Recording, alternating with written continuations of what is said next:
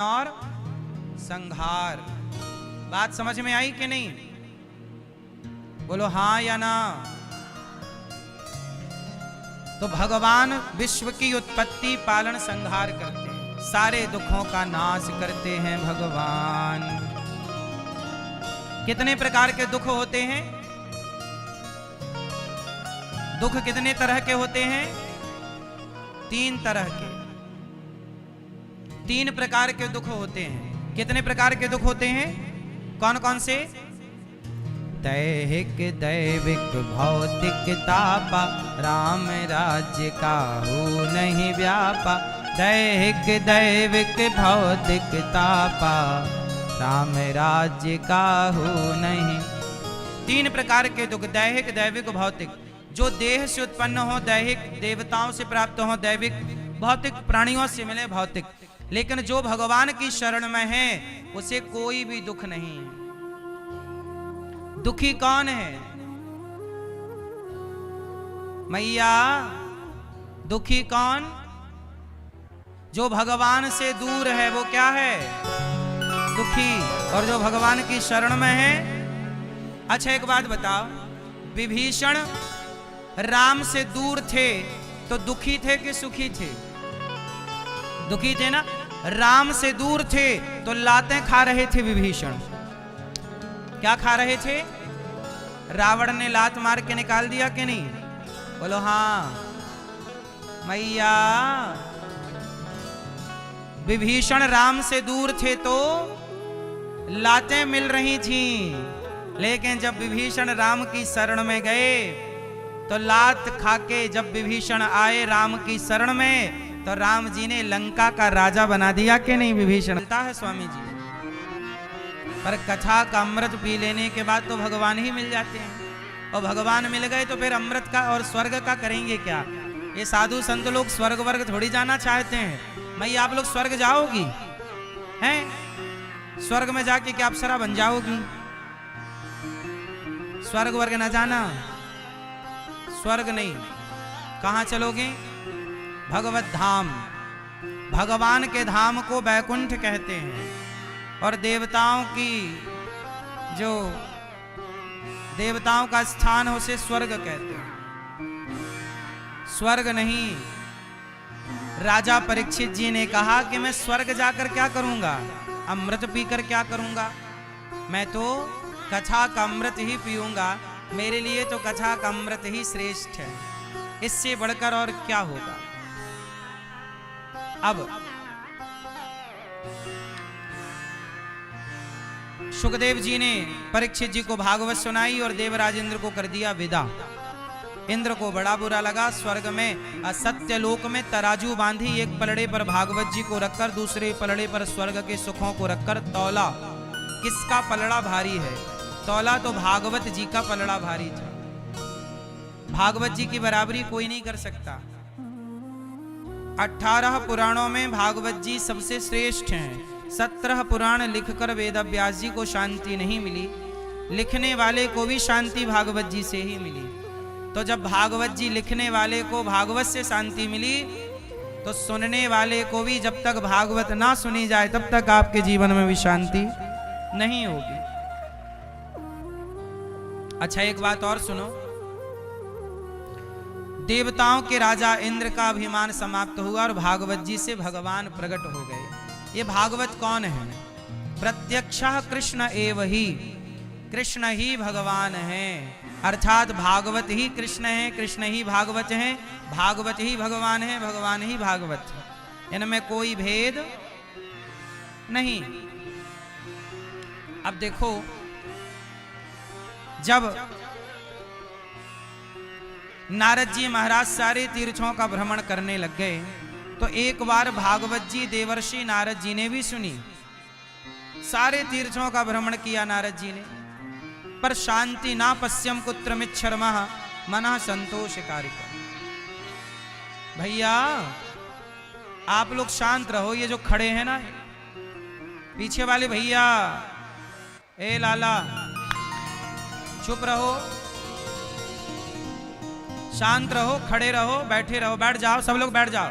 महाराज बैठो, बैठ जाओ, बैठ के कथा सुनो, शांत रहो और चुपचाप रहो।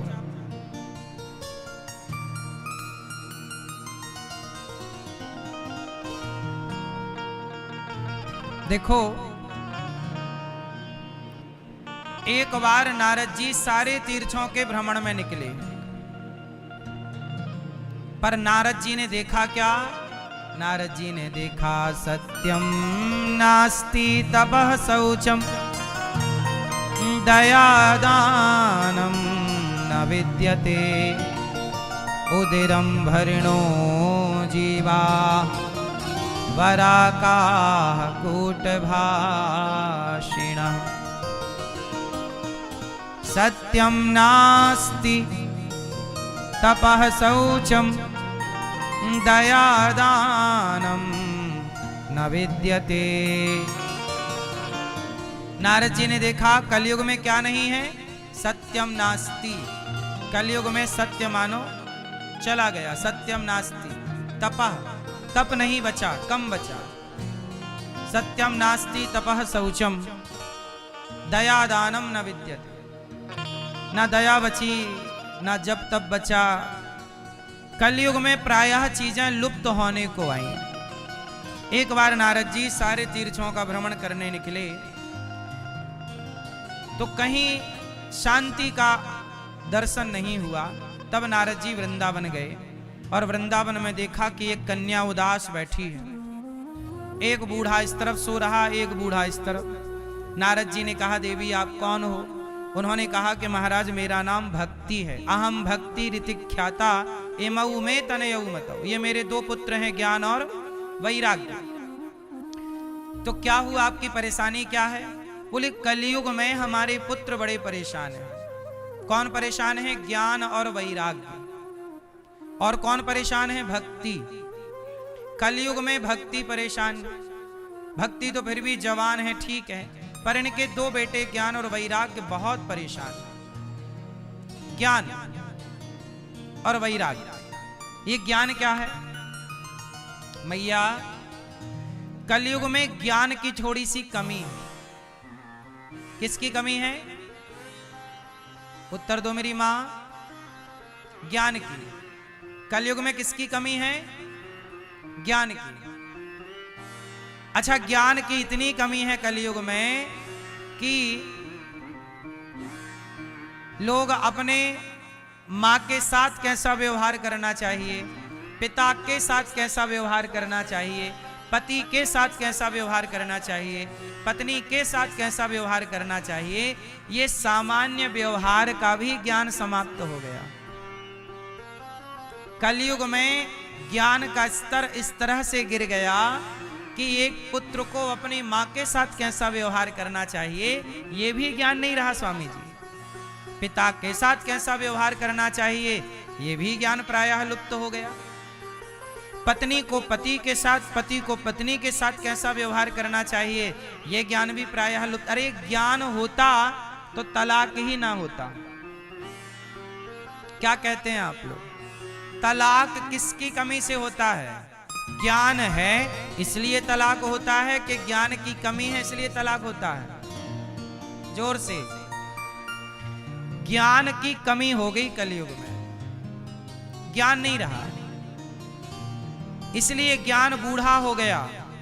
ज्ञान कलयुग में परेशान है, ज्ञान नहीं रहा। क्या करें क्या ना करें, क्या खाएं, और तो और खाने का ज्ञान नहीं रहा। आप लोग में से कितने लोग अंडा खाते हैं? जो खाते हैं हाथ उठाओ। एक बच्चा हाथ उठा रहा तो मैया ने हाथ दबा दिया। क्या कर रहा है? खाते हैं अपन लोग, सब कुछ बताना नहीं है। मैया भले ना बताओ, भगवान तो सब देख रहे हैं। अब मैया ने हिम्मत की, उठा ली। अच्छा चल।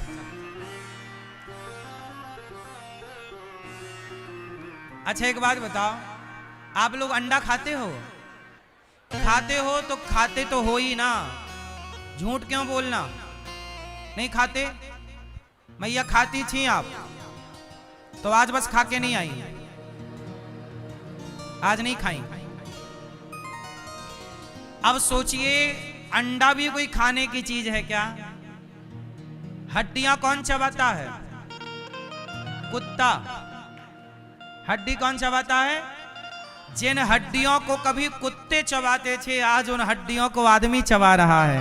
कुत्तों को भी लग रहा है कि भाई ये हमारी जात का है ना, यहां क्या कर रहा है।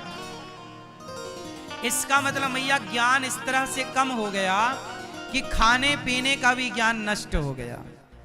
खाने पीने का ज्ञान क्या हो गया? ज्ञान नहीं रहा। क्या खाएं क्या ना खाएं ये ज्ञान नहीं रहा। इसलिए आप लोगों से मेरी विनती है कि खाने पीने का ज्ञान तो हो।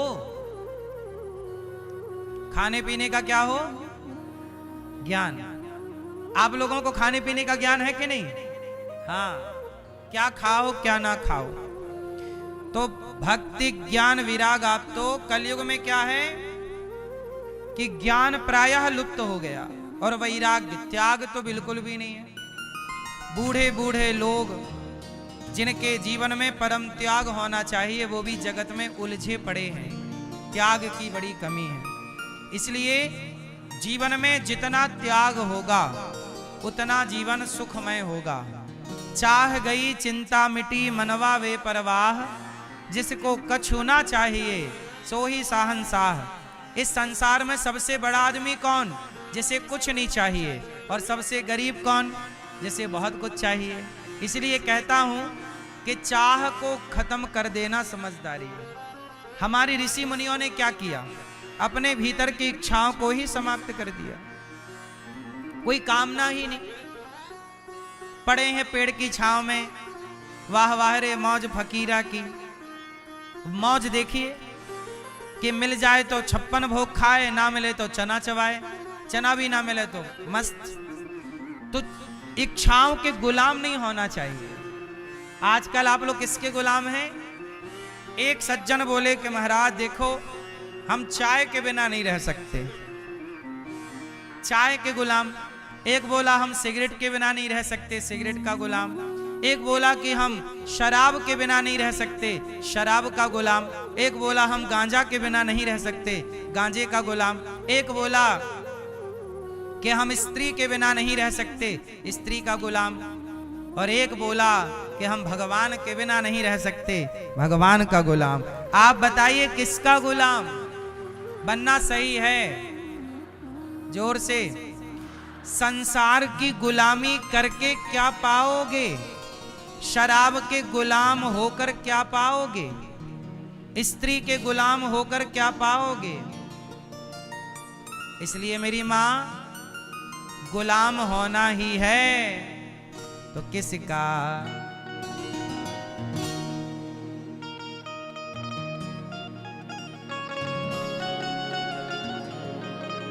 जब से मैं तेरा गुलाम हो गया तब से मेरा भी नाम हो गया।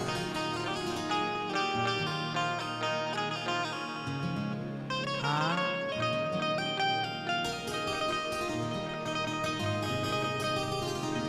जब से मैं तेरा गुलाम हो गया, जब से भगवान का गुलाम हुआ तो नाम हो गया।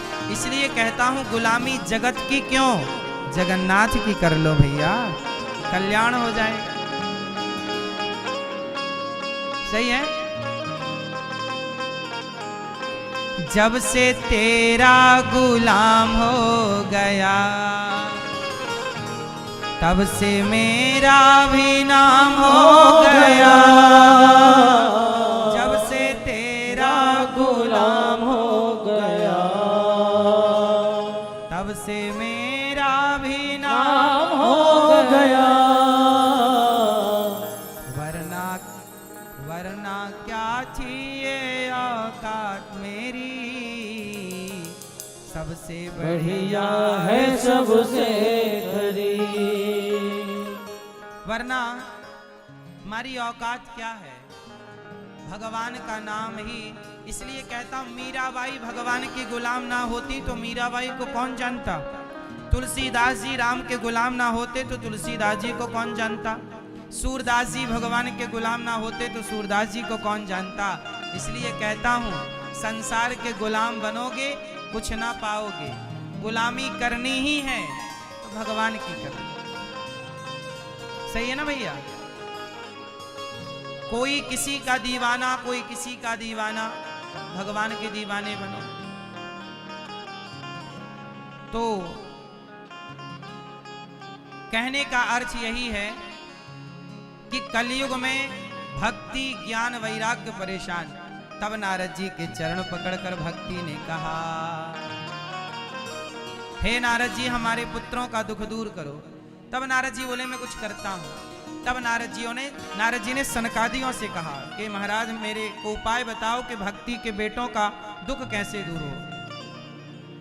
तब कहा कि भागवत सुनाइए। हरिद्वार की पावन धरती पर भागवत सुनाई। नारद जी परीक्षित बन के बैठे, यजमान बनकर, और सनकादियों ने, सनक सनंदन सनातन सनत कुमार ने 3 आसन खाली बिछाई भक्ति ज्ञान वैराग्य के लिए। कथा शुरू हुई। सदा सेव्या श्रीमद् भागवती कथा, यस्याः श्रवण मात्रेण हरिश्चित्तम समाश्रयेत्। प्रेम से जब भागवत सुनाई गई तो भक्ति महारानी ने केवल महिमा सुनी, भागवत की केवल महिमा सुनी और सारा दुख दूर हो गया। नाचने लगी ताता थैया। सोचिए ये भागवत वह ग्रंथ है कि भक्ति ज्ञान वैराग्य का भी दुख दूर भागवत से होता है, तो हमारा और आपका दुख दूर भागवत जी से नहीं हो जाएगा? जो भागवत सुनेगा उसी का दुख दूर होगा, वरना संभव नहीं। नारद जी ने कहा महाराज भक्ति महारानी प्रकट हो गई। भक्ति सुतौ तौ तरुणौ गृहीत्वा प्रेमैक रूपा सहसा विरासीत्। श्री कृष्ण गोविंद हरे मुरारी नाथेति नामानि मुहुर्वदन्ति। चरणों में गिर पड़ी भक्ति महारानी। महाराज भागवत से मेरा दुख दूर हो गया, अब मुझे कोई जगह दे दो बैठने की। तब संतों ने कहा जाओ ये भक्तों का हृदय खाली है, भक्ति इन भक्तों के हृदय में जाकर के बैठ जाओ। और भक्ति उन भक्तों के हृदय में जाकर, अब बताइए जो भरी सर्दी में, माघ की पावन सर्दी में, माघ की इस भयंकर सर्दी में आप यहाँ प्रयागराज में अपने सब घर परिवार का मोह छोड़ के और भगवान को याद कर रहे हैं, तो जो जगत से नाता तोड़कर गिरधर से नाता जोड़ ले तो उसके हृदय में स्थापना तो भगवान की ही होगी ना, वहां कौन प्रतिष्ठित होगा? तो आप जैसे भक्तों के हृदय में ही भक्ति विराजती है। इसलिए प्रयागराज में आप लोग बड़े पुण्य कर रहे हैं। यहाँ दिन भर कथा सुनना, दिन भर जप करना, भगवान का चिंतन करना, साधु संतों का दर्शन करना। अच्छा एक बात और है, नारद जी ने कहा कि महाराज कोई पापी व्यक्ति भागवत से मुक्त हो जाए कोई बात नहीं, क्या जिसने जीवन भर पाप किया है ऐसा पापी भागवत से मुक्त होगा? बोले हाँ। हाँ ये माने वह पाप कृतस्तु सर्वदा सदा दुराचार रता विमार्गिगाः क्रोधाग्निदग्धः कुटिलाश्च कामिनः सप्ताह यज्ञेन कलौ पुनन्ति ते। कितना भी बड़ा पापी क्यों ना हो भागवत से तर जाएगा। बड़े बड़े वीआईपी पापी भी तर गए भागवत जी से। वीवीआईपी पापी, कैसा भी पापी हो। मैया आप लोग पापी हो के नहीं? हाँ या ना? मैया आप पापी हो के नहीं? भैया आप पापी हो के नहीं? ए भैया आप पापी हो के नहीं? हाँ पापी नहीं हो? खाओ मां कसम के पापी नहीं हो।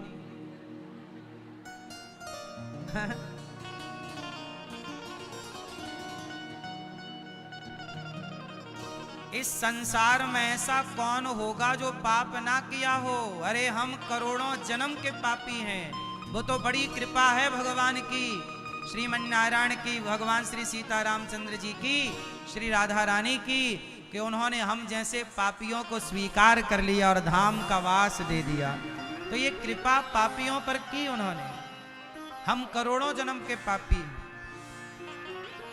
आप बिना पाप किए रह सकते हैं इस धरती पे?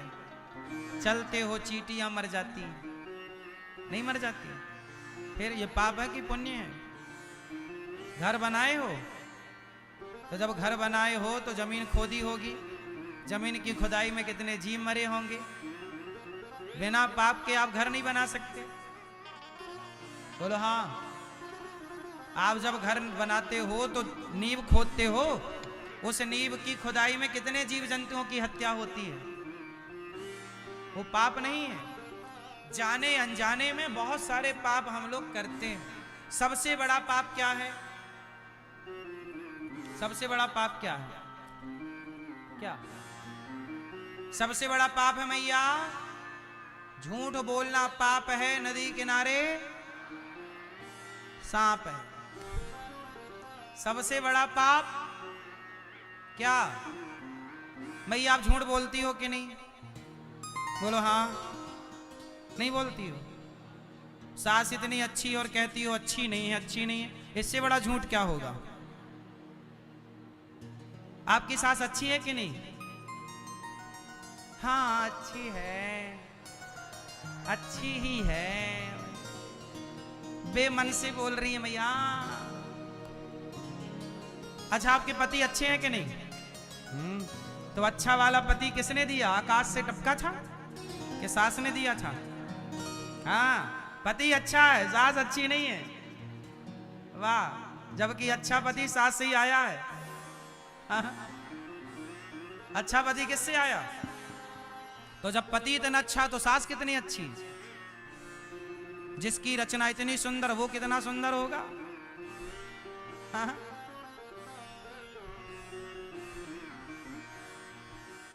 ए मैया सास को फोन लगा दी?